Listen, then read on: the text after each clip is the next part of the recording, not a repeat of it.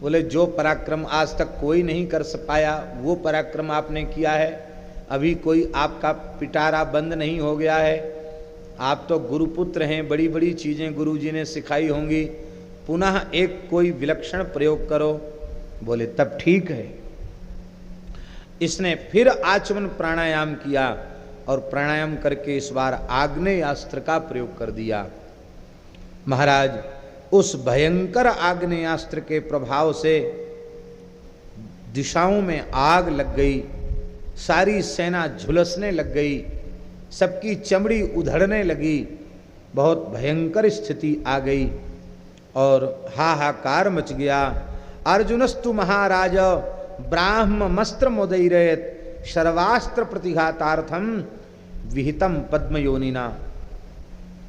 नारायणास्त्र से सेना नहीं जल पाई थी ज्यादा, क्यों? भगवान ने तुरंत उपाय बताकर ठंडा कर दिया, किंतु आग्नेयास्त्र के प्रभाव से एक अक्षौणी सेना जल गई थी पांडवों की। एक अक्षौणी सेना में 13 लाख तो पैदल सैनिक होते हैं, बहुत बड़ा प्रमाण होता है। भगवान की आज्ञा से अर्जुन ने ब्रह्मास्त्र का प्रयोग किया, क्योंकि नारायणास्त्र आदि सभी अस्त्रों को आग्नेयास्त्र आदि सभी अस्त्रों को ब्रह्मास्त्र समाप्त कर देता है, किंतु नारायणास्त्र का कोई प्रतिकार नहीं है। नारायणास्त्र का प्रतिकार यही है कि हाथ खड़े कर दो, शरण में हूं ये बोल दो, बस काम बन जाएगा।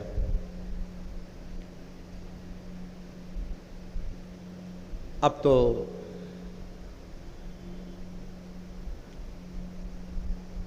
अश्वत्थामा रथ से कूदा, धनुष्मान रथ पर ही पटक दिया, तरकस उतार के धर दिया और दक्षिण की ओर भागा। धिक्कार है, धिक्कार है, धिक्कार है। शास्त्र में जो कुछ लिखा है सब झूठ है, सब झूठ है, हैं? मैंने कृष्ण और अर्जुन को भस्म करने के लिए जिस अस्त्र को छोड़ा, पांडवों को भस्म करने के लिए जो अस्त्र छोड़ा, धृष्टद्युम्न को भस्म करने के लिए जो अस्त्र छोड़ा, ये मेरे शत्रु सबके सब बच गए। जो कुछ लिखा है सब झूठा है। ततो द्रोणिर्धनुर्त्यक्त्वा रथात् प्रस्कंद्य वेगितः धिक् धिक् सर्वमिदं मिथ्या इत्युक्त्वा संप्राद्रवदरणात्। शास्त्र के प्रति संदेह नहीं करना चाहिए। बहुत ध्यान से सुने। हमें सिद्धि प्राप्त होवे तो, असिद्धि प्राप्त न होवे तो शास्त्र में अविश्वास नहीं करना चाहिए। शास्त्र में, गुरु में, भगवान में अविश्वास करने वाला मारा जाता है। संत, सद्गुरु, शास्त्र और भगवान, इनको एक रूप मानना चाहिए। इनमें किसी अवस्था में अविश्वास नहीं करना चाहिए। और स्वल्प पुण्यवताम राजन विश्वासो नहीं विजायते। पुण्य की कमी हो जाएगी तो विश्वास नहीं होगा। महाराज, विश्वास का अभाव होता ही तब है जब चित्त में पाप की मात्रा बढ़ जाती है। पाप समाप्त हो जाएगा तो विश्वास आ जाएगा, पाप रहेगा तो अविश्वास बना रहेगा। ये पहचान है। एक ऋषि पुत्र शास्त्र के प्रति अविश्वास कर रहा है, एक विद्या के प्रति, धनुर्विद्या के प्रति अविश्वास कर रहा है, तो इसे सन्मार्ग दिखलाना चाहिए। इस विचार से भगवान कृष्ण द्वैपायन व्यास जी अश्वत्थामा के सामने प्रकट हो गए। बोलो श्री वेदव्यास भगवान की। व्यास जी ने कहा,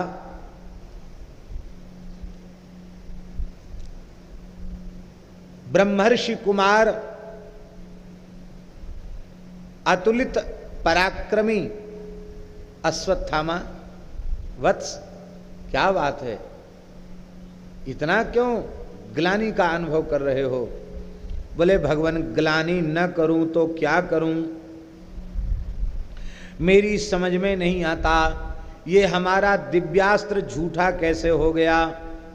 हमने इसके प्रयोग में तो कोई गड़बड़ी नहीं की, खूब बढ़िया संकल्प करके, आचमन करके, प्राणायाम करके, पवित्र होके, अपनी भीतर की शक्ति लगा करके मैंने संकल्प किया, लेकिन मेरा एक भी शत्रु नहीं जला। तदिदम केवलम हत्वा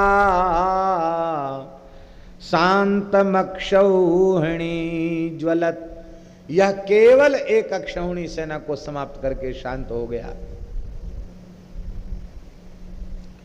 देवता, ऋषि, नाग, गंधर्व, किन्नर, यक्ष, प्रमथ, कोई भी प्राणी इस अस्त्र के प्रभाव से समाप्त हो जाता है, बच नहीं सकता।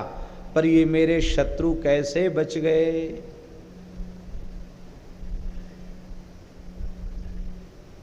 बहुत ध्यान दें। द्रोणाचार्य जी साक्षात महर्षि देवगुरु बृहस्पति के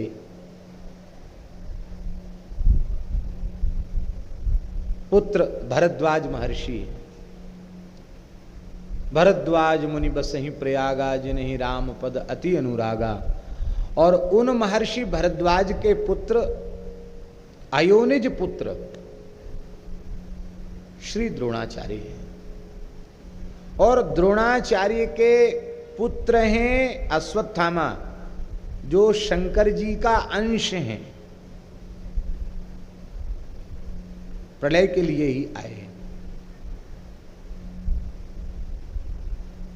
बृहस्पति किसके पुत्र हैं? बृहस्पति महर्षि अंगिरा के पुत्र हैं, और अंगिरा साक्षात ब्रह्मा जी के पुत्र हैं। वह महर्षि अंगिरा जिन्हें अग्नि ने अपने पिता के रूप में स्वीकार किया, अंगिरा के पुत्र ही अग्नि है।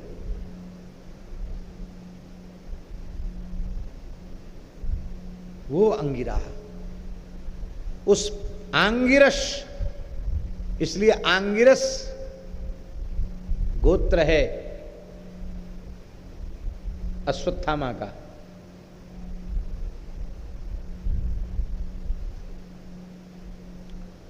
प्रत्येक गोत्र के आचार्य होते हैं, उन्हें प्रवराचार्य कहा जाता है। उस प्रवराचार्य के हिसाब से ही प्रवरों का निश्चित होता है। ब्राह्मणों में कितने प्रवर हैं? किसी का 1 प्रवर होता है, किसी के 3 प्रवर होते हैं, किसी के 5 प्रवर भी होते हैं।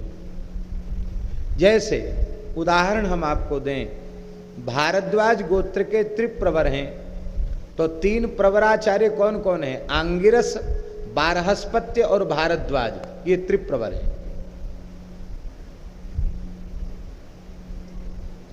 इसी को प्रवराचार्य कहते हैं।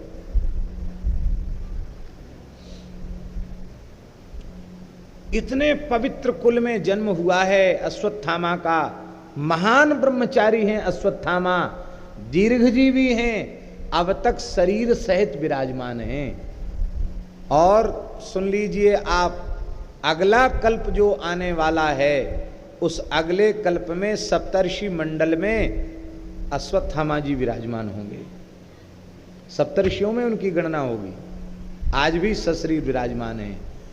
इतने बड़े अश्वत्थामा के चित्त में भी श्री कृष्ण के प्रति मनुष्य बुद्धि है, अर्जुन के प्रति सामान्य मनुष्य की बुद्धि है। हम आपसे पूछ रहे हैं, इतने पवित्र कुल में उत्पन्न हुआ, वेदों का स्वाध्याय करने वाला एक महान ऋषि का पुत्र भगवान की भगवत्ता कैसे भूल गया? और उसी भगवत्ता का ज्ञान कराने के लिए व्यास जी आए हैं। वो कहता है कि मरण धर्मा केने मऊ, हम अपने मन से नहीं कह रहे हैं, अश्वत्थामा बोल रहा है, केने मऊ मर्त्य धर्माणु नावधीत केशव अर्जुनऊ। केशव अर्जुन दोनों साधारण मनुष्य हैं, मरण धर्मा हैं, इनको क्यों नहीं जलाया इस आग्नेयास्त्र ने? ये अश्वत्थामा जी बोल रहे हैं। बहुत बारीकी से समझने वाली बात है।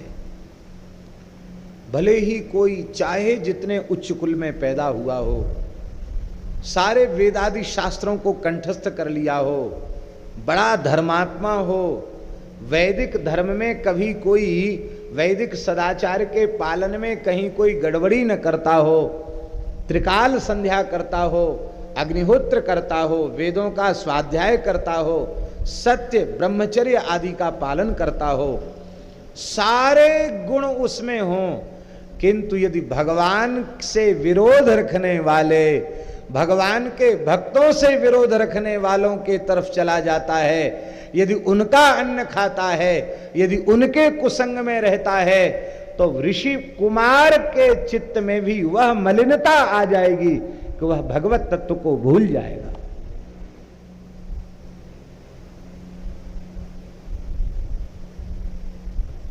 और दूसरी ओर न उत्तम कुल में जन्म है, न वेदों का अधिकार प्राप्त है, न कोई उत्तम क्रिया है, किंतु भगवान के प्राण प्यारे भक्तों का चरणाश्रय ग्रहण कर ले, भक्तों का विरोध न करे, वैष्णवापराध न करे, संतापराध न करे, गौ ब्राह्मण का अपराध न करे, तो महाराज एकदम बिना पढ़ा लिखा हो, चाहे जैसे निम्न कुल में उसका जन्म हुआ हो, यदि वह संतों का चरण सेवक है तो उसे भगवान के तत्व का ज्ञान प्राप्त हो जाएगा, इसमें कोई संदेह नहीं।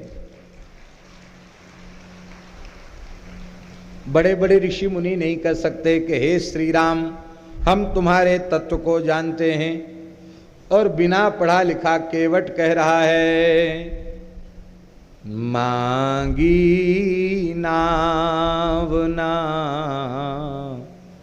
केवट आना, कहे तुम्हार मर्म में जाना। मैंने तुम्हारा मर्म जान लिया। बोलो, बड़े पढ़े लिखे विद्वान कह सकते भगवान से कि हमने तुम्हारा मर्म जान लिया, पर वो संत सेवी है इसलिए उसने मर्म जान लिया। आज अश्वत्थामा जी ऐसे नहीं हैं, अब तो वे खूब भजन करते हैं, बड़े उच्च कोटि के महात्मा हैं, ऋषि हैं। क्यों हैं? बोले अब वो विमुखों का संग छूट गया, इसलिए महाराज श्री सूरदास जी महाराज की वाणी है। सूरदास जी कहते हैं विमुख जनन को संग न कीजय, विमुख जनन को संग न कीजय, विमुख जनन को संग न कीजय। विमुखों का संग मत करो, क्योंकि विमुखों का संग करने से तुम्हारा जीवन व्यर्थ चला जाएगा।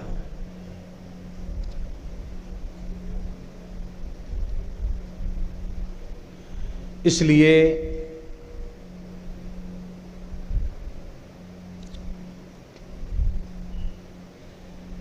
छाड़ी मन हरि विमुखन को संग, हरि विमुखन को संग, छाड़ मन हरि विमुखन को संग। जिनके संग कुबुद्धि उपजत है, कर परत भजन में भंग, कहा होत पय पान कराए, विष नहीं तजत भुजंग, कागहि कहा कपूर चुगाए, स्वान नहाए गंग।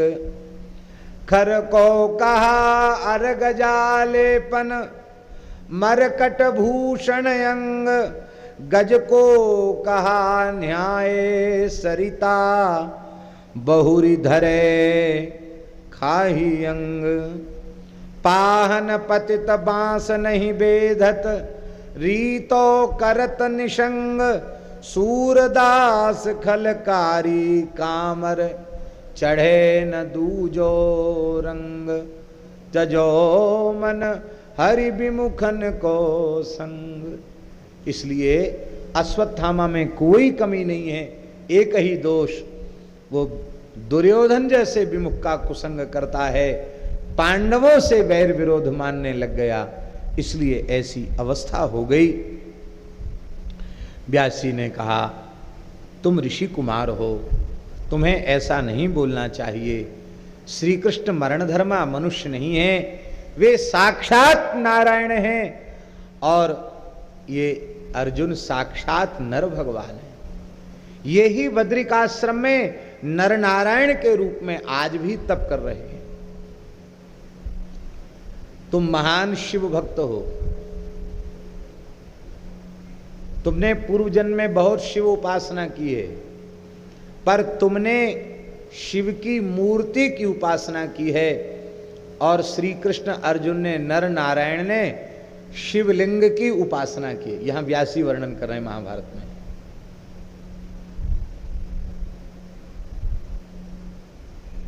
और बड़ा लंबा प्रकरण है, किन मंत्रों से पाठ करते थे, कैसे उपासना करते थे, कैसे अभिषेक करते थे, उसका वर्णन है।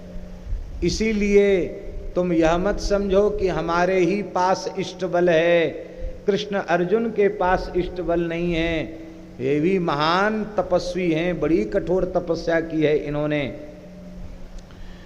इसलिए भगवान शिव की केवल मूर्ति पूजा करे तो वह आधी मानी जाती है, और शिवलिंग का पूजन परिपूर्ण माना जाता है। और शिवलिंग के साथ मूर्ति का भी पूजन हो तब तो कहना ही क्या है, उसको अत्यंत श्रेष्ठ बताया गया शिव पुराण में। क्योंकि सकल और निष्कल दो प्रकार के स्वरूप शंकर जी के हैं। सकल स्वरूप है मूर्ति और निष्कल स्वरूप है शिवलिंग। भगवान नारायण के भी दो स्वरूप हैं, रामकृष्ण नारायण के भी दो स्वरूप हैं, एक सकल और एक निष्कल। सकल स्वरूप है रामकृष्ण नारायण की प्रतिमा, श्री विग्रह, ये सकल स्वरूप है। और निष्कल स्वरूप है शालिग्राम जी, गोल मटोल। उनमें न चरण हैं, न हाथ हैं, न मुख है। जिधर से चरण मान लो वहीं चरण है, जिधर मस्तक मान लो वहीं मस्तक है। तो निष्कल स्वरूप हैं। बहुत ध्यान से सुने। इसी प्रकार से बहुत से लोग लिंग शब्द का अश्लील अर्थ करते हैं। लिंग माने पुरुषत्व का प्रतीक। हम यह नहीं कह रहे कि लिंग शब्द का इंद्रिय परक अर्थ नहीं है, लेकिन शिवलिंग जहां कहा जाता है वहां लिंग माने होता है चिन्ह, प्रतीक।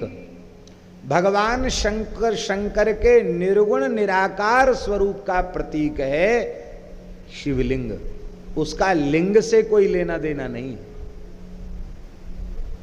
पर पता नहीं लोगों की बुद्धि कितनी, क्या कहें, अच्छी कहें कि खराब कहें, क्या कहें।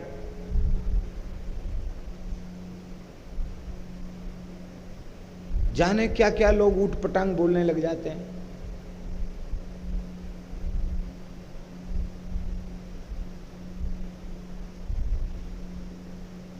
अब जैसे कहा जाता वैष्णव लिंग, साधु लिंगे नस्त्वया, तो साधु लिंग वैष्णव लिंग क्या है? लिंग माने होता चिन्ह। संत के वेश को साधु लिंग कहते हैं। अब संस्कृत भाषा का तो आपको ज्ञान है नहीं, हर जगह अपनी बुद्धि घुसेड़ रहे हो तो क्या होगा। परम श्रद्धेय प्रातस्मरणीय धर्म सम्राट स्वामी श्री कृपात्री जी महाराज कहा करते थे, ये संसार के लोग राधा कृष्ण की चर्चा तो करते हैं, लेकिन ये उनके प्रेम को समझने के योग्य नहीं है, क्योंकि इनकी बुद्धि, इनकी इंद्रियां, इनका मन तुच्छ घृणित विषय सुख तक सीमित है। यहां के आगे इनकी बुद्धि जा ही नहीं सकती है। तो ऐसे लोग जो विषय को ही सब कुछ माने बैठे हुए हैं, वे राधा कृष्ण के दिव्य चिन्मय प्रेम को क्या समझेंगे।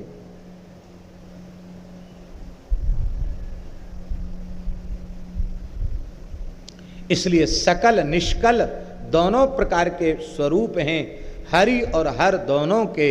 इसलिए यदि हम भगवान व्यास के सिद्धांत को माने, यदि हम भगवान वाल्मीकि के सिद्धांत को माने, वैदिक ऋषि मुनियों के सिद्धांत को माने, तो हमारे यहां कहीं किसी उपासना से कोई विरोध नहीं।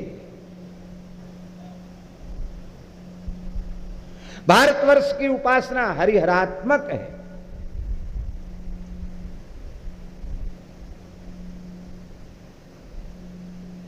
कितने प्रमाण हम आपको दें, भागवत के, महाभारत के, अन्य पुराणों के, जहां अनेकों बार यह बात की कही गई है कि बिना शिव की कृपा के भगवान की भक्ति किसी जीव को प्राप्त नहीं होती है।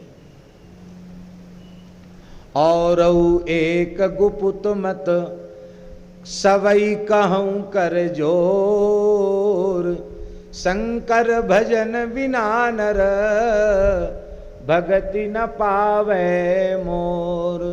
बस बात इतनी सी है कि चाहे शंकर जी हो, चाहे भगवती हो, चाहे कोई देवी देवता हो, यदि हम उसकी उपासना किसी लौकिक कामना की पूर्ति के लिए करते हैं तो सकाम भाव से की गई शिव की उपासना ने रावण को क्या दिया सब लोग जानते हैं।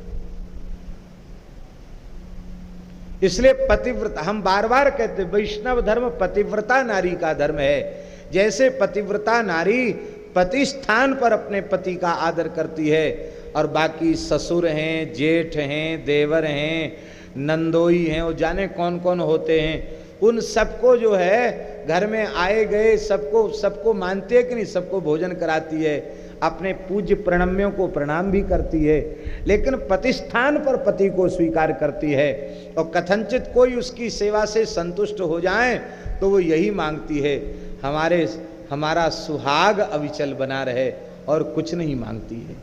इसी प्रकार से हमारी व्रजांगनाएं भगवती कात्यायनी की उपासना करती हैं, लेकिन कात्यायनी की उपासना करके लौकिक वस्तु नहीं मांगती हैं। क्या मांगती हैं? बोले कात्यायनी महामाये महायोगिन्यधीश्वरी नंद गोप सुतम देवी पतिम में कुरुते नमः। हे कात्यायनी, हे महाभागे, ऐसी कृपा करो नंद गोप कुमार श्री कृष्ण हमें पति रूप से प्राप्त हो। तो व्यास जी ने कहा कि इन्होंने 66,000 वर्षों तक केवल वायु का पान करते हुए इन्होंने बड़ी कठोर उपासना की। ये रुद्रम ईशान वृषभम हरम शंभुम कपर्दिनम चेकितानम पराम योनिम तिष्ठतो गच्छतश्च। महाराज बहुत विस्तृत अध्याय है। और बोले जब इनके पूर्व अवतार में इनकी उपासना से भगवान शिव प्रसन्न हुए तो न शस्त्रेण न वज्रेण नाग्निना न च वायुना न चार्देण न शुष्केन त्रसेन स्थावरेण च। उस समय भगवान ने वर दिया था, हे नरनारायण भगवान, आप अब इसके बाद अस्त्र से, शस्त्र से, वज्र से, अग्नि से, वायु से, सूखे से, गीले से, स्थावर से, जंगम से, किसी भी प्रकार से आप दोनों का शरीर नष्ट नहीं होगा, आप दोनों सच्चिदानंद घन हैं, इस प्रकार से कहा था। तो अब वो तो पहले से ही तुम शंकर जी के भगत हो और भोले बाबा ने पहले ही कह दिया है कि इनके ऊपर किसी अस्त्र शस्त्र का प्रभाव होगा नहीं, तो फिर तुम फिर चाहे जितना संकल्प करके छोड़ो कि अर्जुन और कृष्ण जल जाएं, भला ये कैसे जलेंगे? ये नहीं जल सकते हैं। श्लोक लिख लीजिए। सर्वरूपम भवम ज्ञात्वा लिंगे योर्चयति प्रभुम आत्मयोगश्च तस्मिन् वै शास्त्र योगश्च शाश्वता।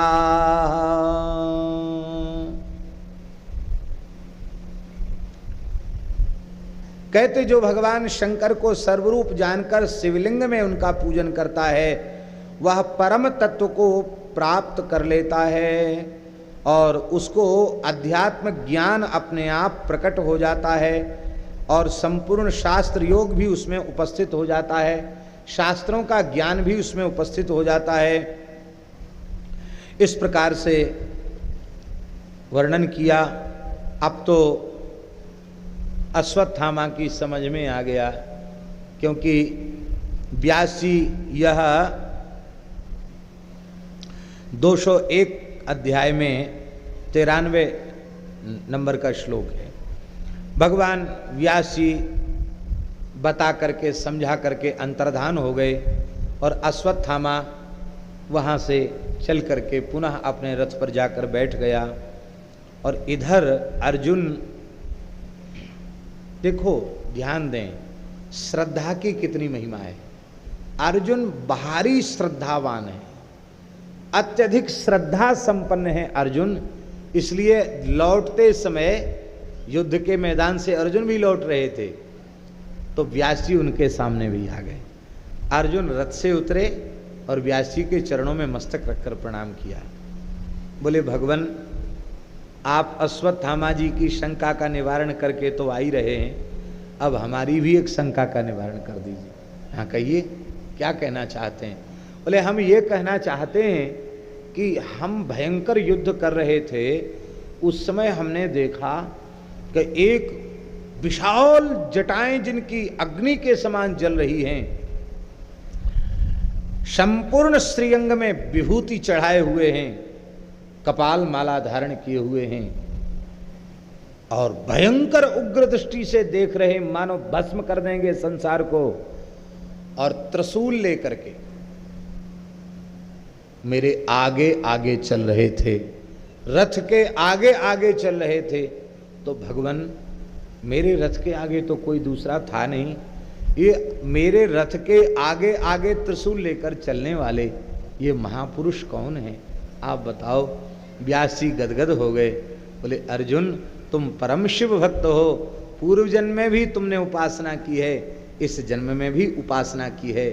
ये जो युद्ध में तुम इतना संहार कर रहे हो, ये तुम्हारी शक्ति नहीं है, साक्षात प्रलयंकर शिव अपने त्रिशूल से सबको भस्म करते हुए, तुम्हारा रास्ता साफ करते हुए चल रहे हैं। अब तो श्री व्यास जी की आज्ञा से अर्जुन ने भगवान शिव के चरणों में प्रणाम किया और एक स्तोत्र का पाठ किया। इस स्तोत्र को कहते हैं शतरुद्री। ये शतरुद्री, महाभारत की शतरुद्री और विष्णु सहस्त्रनाम, ये दोनों स्तोत्र अपने आप में बड़े अद्भुत हैं। 2-3 श्लोक बोल देते हैं। कपर्दिनम वृषावरतम वृषनाभम वृषध्वजम वृषदर्पम वृषपतिम वृषशंगम वृषर्षभम वृषांकम वृषभोदारम वृषभम वृषभीक्षणम वृषायुधम वृषधरम वृषभूतम वृषेश्वरम महोदरम महाकायम द्वीपचर्म निवासिनम लोकेशम वरदम मुंडम ब्रह्मण्यम ब्राह्मण प्रियम त्रिशूलपाणिम वरदम खड्गचर्मधरम प्रभुम पिनाकिनम खड्गधरम लोकानां पतिमीश्वरम प्रपद्ये शरणं देवम शरण्यम चीरवाससम नमस्ते नमस्तस्मै सुरेशाय यस्य विश्रणः सखा इत्यादि प्रकार से बड़ा अद्भुत वर्णन है। बोलो भक्तवत्सल भगवान की जय। ये एक प्रकार से वेद के अनेक मंत्रों का अनुवाद है इसमें। यही तो पंचम वेद की महिमा है। जैसे अनेक श्लोक हम आपको बताएं। पंचम अध्याय में नमः कपर्दिने विप्त के शाय आदि मंत्र है ना, वही हैं बिल्कुल। मातॄणां पतये चैव गणानां पतये नमः गवांच पतये नित्यं यज्ञानां पतये नमः अपांच पतये नित्यं देवानां पतये नमः पूष्णोदंत विनाशाय त्रक्षाय वरदाय च इत्यादि प्रकार से। तो लिंगम पूजयेद विग्रहम यस्तु लिंगम चापि महात्मनः लिंगम पूजयिता नित्यम महतीम श्रियमश्नुते। भगवान शिव की प्रतिमा और शिवलिंग, इन दोनों का जो विधि पूर्वक पूजन करता है वह पुरुष महान ऐश्वर्य को प्राप्त कर लेता है। महतीम श्रियमश्नुते।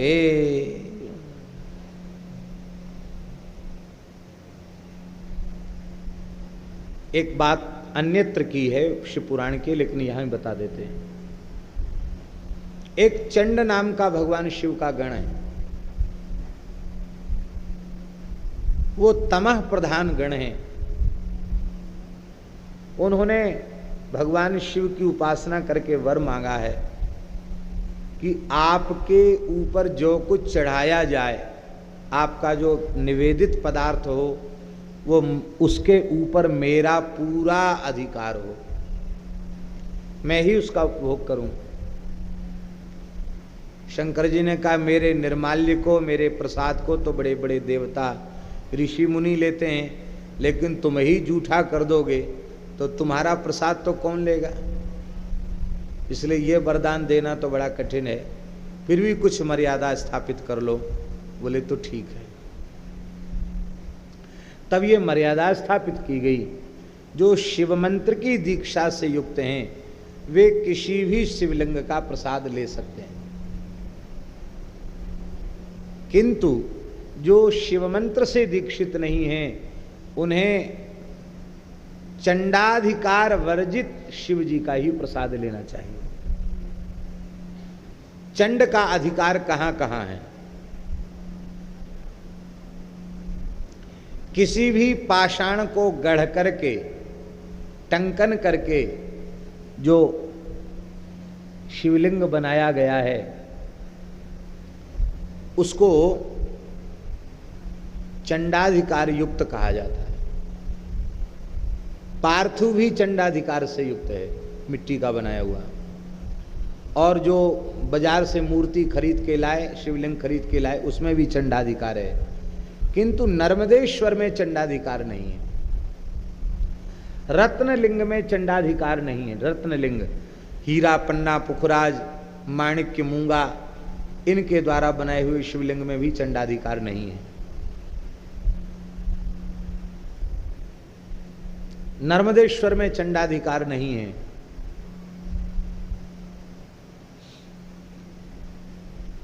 रसलिंग में चंडाधिकार नहीं है। रसलिंग, रसलिंग माने होता है पारद लिंग, पारे के बने हुए शंकर जी, उनमें भी चंडाधिकार नहीं है।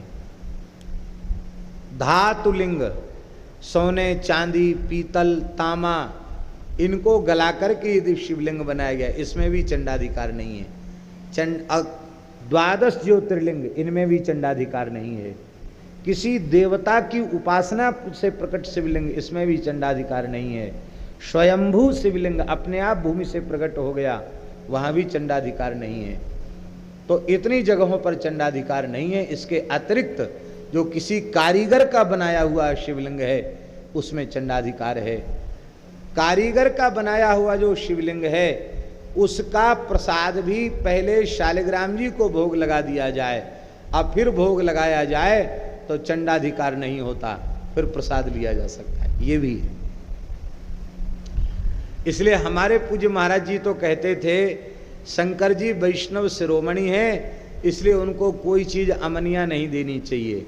अमनिया देने से उन्हें कष्ट होता है, इसलिए ठाकुर जी का प्रसादी चंदन, ठाकुर जी का प्रसादी तुलसी दल, ठाकुर जी का प्रसादी पुष्प और ठाकुर जी का अधरामृत, प्रियालाल जी का अधरामृत, वो जब उन्हें अर्पित किया जाएगा तो वह बहुत अधिक प्रसन्न होते हैं, ऐसा पूज्य महाराज जी कहा करते थे।